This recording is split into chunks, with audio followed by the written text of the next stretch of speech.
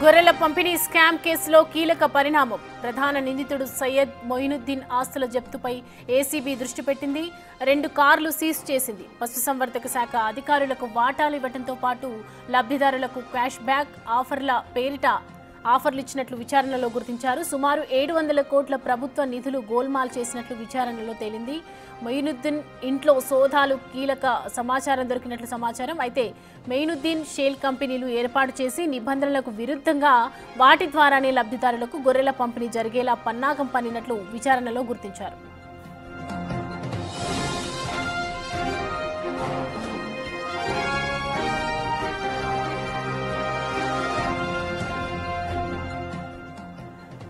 గొర్రెల పంపిణీ స్కామ్ కేసులో కీలక పరిణామం చోటు చేసుకుందని చెప్పొచ్చు.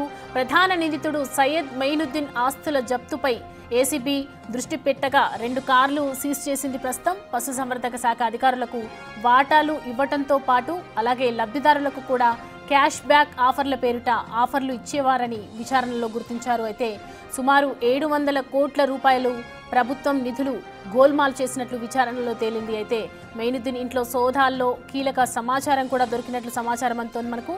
అయితే మొయినుద్దీన్ షెల్ కంపెనీలు ఏర్పాట్లు చేసి నిబంధనలకు విరుద్ధంగా వాటి ద్వారానే లబ్ధిదారులకు గొర్రెల పంపిణీ జరిగేలా పన్నాగం పన్నినట్లు విచారణలో పూర్తి నివేదిక అందుతోంది.